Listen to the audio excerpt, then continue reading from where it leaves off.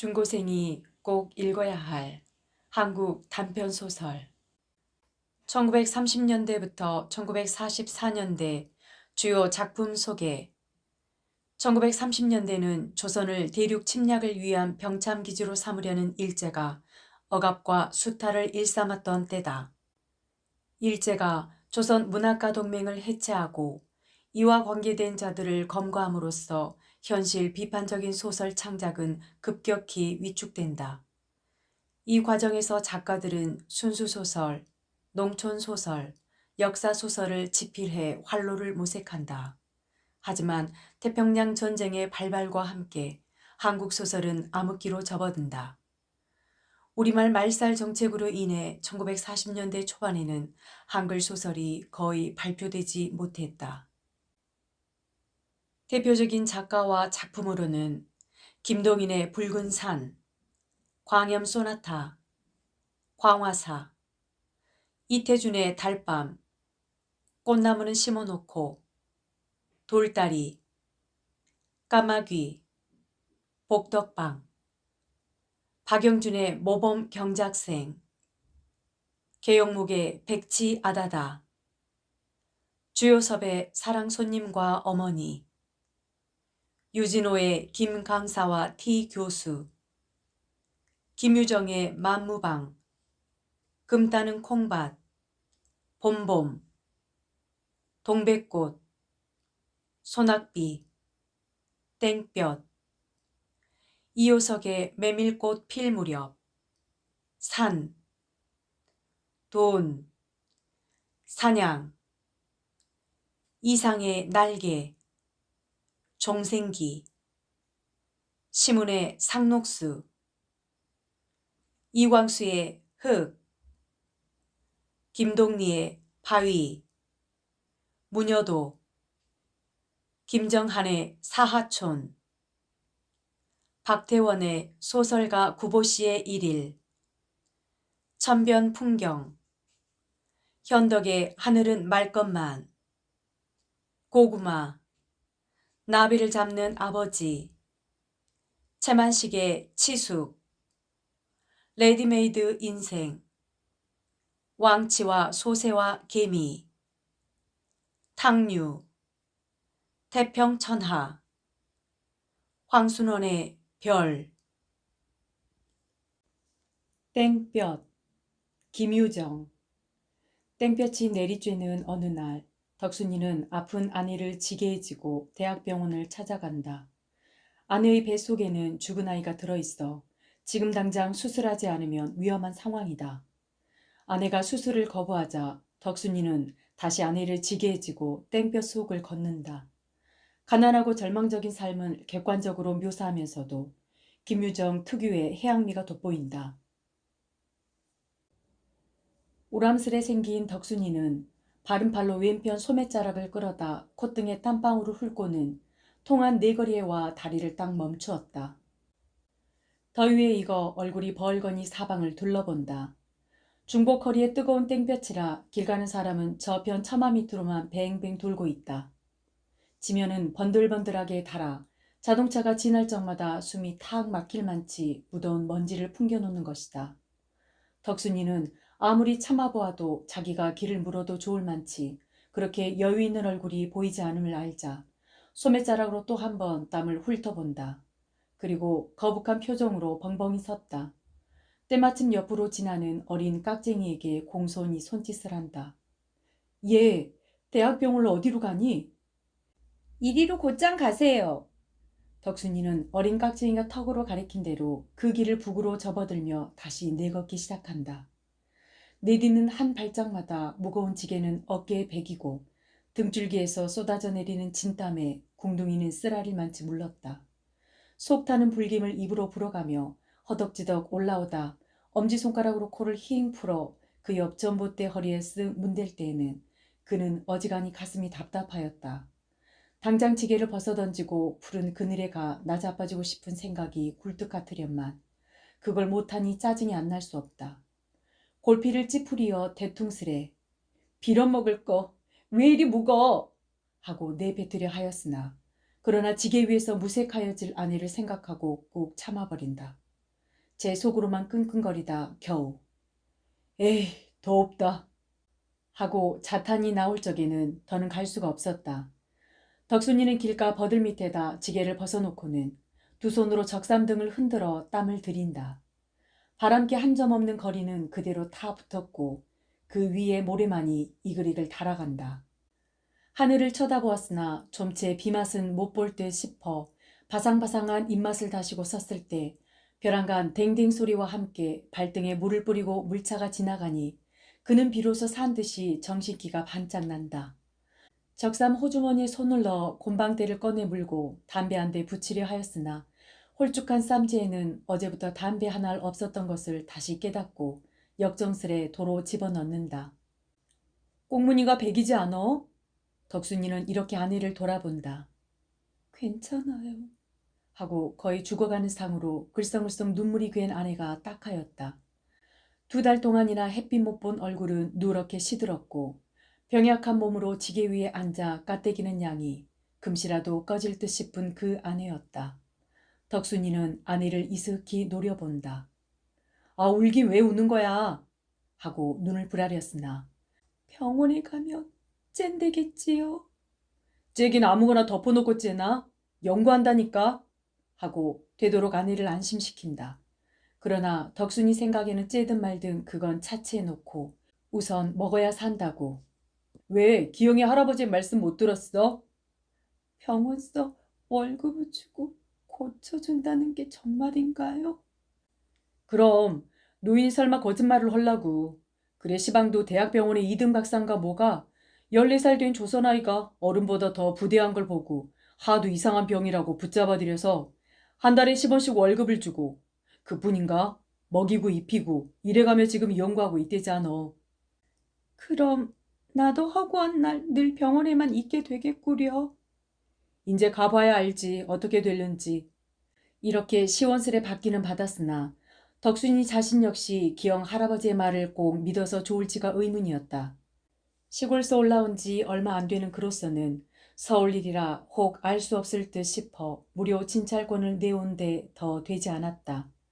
그렇다 하더라도 병이 괴상하면 할수록 혹은 고치기가 어려우면 어려울수록 월급이 많다는 것인데 영문 모를 아내의 이 병은 얼마짜리나 되겠는가고 속으로 무척 궁금하였다. 아이가 10원이라니 이건 한 15원쯤 주겠는가. 그렇다면 병 고치니 좋고 먹으니 좋고 두루두루 팔자를 고치리라고 소간으로 육조 배판을 느리고 섰을 때 여보십시오. 이 채미 하나 잡숴보십시오. 하고 조만 치서 참외를 버려놓고 앉아있는 아이가 시선을 끌어간다. 길쭉길쭉하고 싱싱한 놈들이 과연 뜨거운 복중에 하나 벗겨들고 으쓱 깨물어 봄직한 참외였다. 덕순이는 참외를 이놈 저놈 멀거니 물색하여 보다 쌈지에 든 잔돈 사전을 얼른 생각은 하였으나 다음 순간에 그건 안 될 말이라고 꺾진 마음으로 시선을 걷어온다. 사전에 1점만 더 보태면 희연 한 봉이 되리라고 어제부터 잔뜩 꼬벼 쥐고 오던 그 사전. 이걸 참외값으로 녹여서는 사람이 아니다. 지게를 꼭 붙들어. 덕순이는 지게를 지고 다시 일어나며 그 15원을 생각했던 것이니 그로서는 너무도 벅찬 희망의 보행이었다. 덕순이는 간호부가 지도하여 주는 대로 산부인과 문 밖에서 제 차례가 돌아오기를 기다리고 있었다. 아내는 남편이 업어다 놓은 대로 걸상해가 번듯이 늘어져 괴로운 숨을 견디지 못한다. 요량 없이 부어오른 아랫배를 한 손으로 치마째 걷어안고는 매 호흡마다 간댕거리는 야윈 고개로 가쁜 숨을 돌리고 있는 것이다.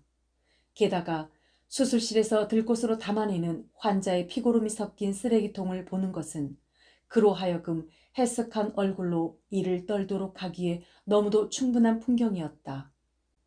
너무 그렇게 겁내지 마라. 그래도 다 죽을 사람이 병원에 와야 살아나가는 거야. 덕순이는 아내를 위안하기 위하여 이런 소리도 하는 것이나 기실 아내 못지않게 저로도 조바심이 적지 않았다. 아내의 이 병이 무슨 병일까? 짜장 기이한 병이라서 월급을 타먹고 있게 될 것인가? 또는 아내의 병을 씻은 듯이 고쳐줄 수 있겠는가? 격삼수사 모두가 궁거웠다. 이 생각 저 생각으로 덕순이는 아내의 상체를 떠받쳐주고 있다가 우연히도 맞은편 타구 옆댕이에 가 떨어져 있는 권련 꽁댕이의 한눈이 팔린다. 그는 사방을 잠깐 살펴보고 휑어케에 가서 집어다가는 곤방대에 피워 물며 제 차례를 기다렸으나 좀채 불러주질 않는 것이다. 이렇게 하여 그들은 허무히도 2시간을 보냈다. 한 점을 14분가량 지났을 때 간호부가 다시 나와 덕순이 아내의 성명을 외는 것이다. 네, 여기 있습니다. 덕순이는 허둥지둥 아내를 들쳐업고 진짜실로 들어갔다. 간호부 둘이 달려들어 우선 옷을 벗기고 주무를 째 아내는 놀란 토끼와 같이 조그맣게 되어 떨고 있었다. 코를 찌르는 무더운 양내에 소름이 끼치기도 하려니와 한쪽에 번쩍번쩍 늘어놓인 기계가 더욱이 마음을 조이게 하는 것이다. 아내가 너무 병신스레 떨므로 옆에 서 있는 덕순이까지도 겸연쩍지 않을 수 없었다. 아내의 한 팔을 꼭 붙들어주고 집에서 꾸짖듯이 눈을 부릅떠 뇌가 무섭다고 이래 하고는 유리판에서 기계에 부딪는 젤그럭 소리에 등줄기가 다 섬뜩할째 언제부터 배가 이래요? 간호부가 뚱뚱한 의사의 말을 통변한다. 자세히는 몰라도 덕순이는 이렇게 머리를 긁고는 아마 이토록 부르기는 지난 겨울부터인가 봐요. 처음에는 이게 애가 아닌가 했던 것이 그렇지도 않고요. 애라면 10달이 날 텐데 10석 달씩이나 가는 게 어딨습니까? 하고는 아차 애니 뭐니 하는 건 괜히 짓거렸군 하였다. 그래 의사가 뭐라고 입을 열기 전에 얼른 뒤미쳐 아무도 이 병이 무슨 병인지 모른다고 그래요. 난생 처음 본다고요. 하고 몇 마디 더 얹었다. 덕순이는 자기네들의 팔자를 고칠 수 있고 없고가 이 순간에 달렸음을 또 한 번 깨닫고 열심히 의사의 입만 쳐다보고 있는 것이다마는 금태 안경을 쓴 의사는 그리 쉽사리 입을 열려 하지 않았다. 몇 번을 거듭 주물러보고 두드려보고 들어보고 이러기를 얼마 한 다음 시답지 않게 저쪽으로 가 대야에 손을 씻어가며 간호부를 통하여 하는 말이 이 뱃속에 어린애가 있는데요. 나오려다 소문이 작아서 그대로 죽었어요. 이걸 그냥 둔다면 앞으로 일주일을 못 갈 것이니 불갑을 수술을 해야 하겠으나 또 그 결과가 반드시 좋다고 단언할 수도 없는 것임에 배를 가르고 아이를 꺼내다 만일 사부려야 하여 불행을 본다더라도 전혀 관계없다는 승낙만 있으면 내일이라도 곧 수술을 하겠어요.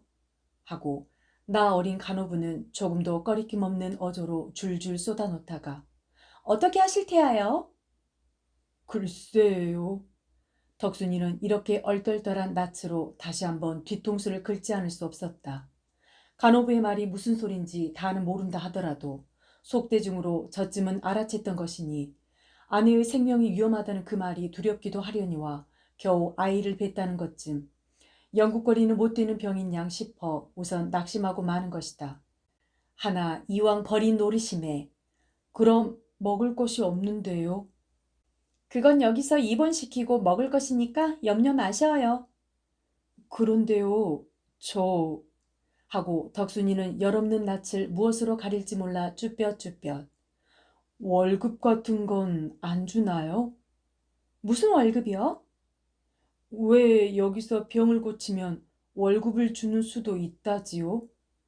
제 병 고쳐주는데 무슨 월급을 준단 말이에요. 하고 맨망스레 톡 쏘는 바람에 덕순이는 고만 얼굴이 벌개지고 말았다. 팔자를 고치려던 그 계획이 완전히 어그러졌음을 알자 그의 줄인 창자는 척 꺾이며 두꺼운 손으로 이마에 진땀이나 훑어보는 밖에 별도리가 없는 것이다. 하나 아내의 생명은 어차피 건져야 하겠기로 공손히 허리를 굽실하여 그럼 내일 데리고 올게 어떻게 해주십시오. 하고 되도록 빌부터 보았던 것이 그때까지 끔찍한 소리에 얼이 빠져서 멀뚱히 누웠던 아내가 벼랑간 기겁을 하여 일어나 살뚝맞은 목성으로 나는 죽으면 죽었지 배는 안 째요. 하고 얼굴이 노랗게 되는 데는 더 할 말이 없었다. 죽더라도 제 원대로 죽게 하는 것이 혹은 남편 된 사람의 도리일지도 모른다. 아내의 꼴에 하도 어이가 없어. 죽는 것보담야 수술을 하는 게 좀 낫겠지요. 비소를 금치 못하고 서 있는 간호부와 의사가 눈에 보이지 않도록 덕순이는 시선을 외면하여 뚱싯뚱싯 아내를 업고 나왔다. 지게 위에 올려놓은 다음 엎드려 다시 지고 일어나려니 이게 웬일일까. 아까 오던 때와는 갑절이나 무거웠다. 덕순이는 얼마 전에 희망에 가득히 차 올라가던 길을 힘 풀린 걸음으로 터덜터덜 내려오고 있었다. 보지는 않아도 지게 위에서 소리를 죽여 훌쩍훌쩍 울고 있는 아내가 눈앞에 환한 것이다. 학식이 많은 의사는 일자무식인 덕순이 내외보다는 더 많이 알 것이니 생명이 한 이래를 못 가리라던 그 말을 어째볼 도리가 없다. 이제 남은 것은 우중충한 그 냉골에 갖다 다시 눕혀놓고 죽을 때나 기다리고 있을 따름이었다. 덕순이는 눈 위로 덮는 땀방울을 주먹으로 훔쳐가며 장차 캄캄하여 올 그 전도를 생각해 본다. 서울을 장대고 왔던 것이 벌이도 잘 안 되고 게다가 이젠 아내까지 잃는 것이다. 재미붙을 이놈의 팔자가 하고 딱한 탄식이 목을 넘어오다 꽉 깨무는 바람에 한숨으로 터져버린다. 한나절이 되자 더위는 더 한층 무서워진다. 덕순이는 통째 진물을 듯 싶은 등어리를 견디지 못하여 먼저번에 쉬어가던 나무 그늘에 지게를 벗어놓는다. 땀을 들여가며 아내를 가만히 내려다보니 그동안 고생만 시키고 변변히 먹이지도 못하였던 것이 갑자기 후회가 나는 것이다. 이럴 줄 알았더라면 동네집 닭이라도 훔쳐다 먹였을 걸 싶어. 울지 마라. 그것들이 뭘 아나? 쟤까짓게. 하고 소리를 뻑 지르고는 채미 하나 먹어볼 테야. 채민 싫어요. 아내는 더위에 속이 탔음인지 한길 건너 저쪽 그늘에서 팔고 있는 얼음 냉수를 손으로 가리킨다. 남편이 한 푼 더 보태어 담배를 사려던 그 돈으로 얼음 냉수를 한 그릇 사다가 입에 먹여까지 주니 아내도 황송하여 한숨에 들이켠다. 한 그릇을 다 먹고 나서 하나 더 사주랴 물었을 때 이번에 외떡이 먹고 싶다 하였다.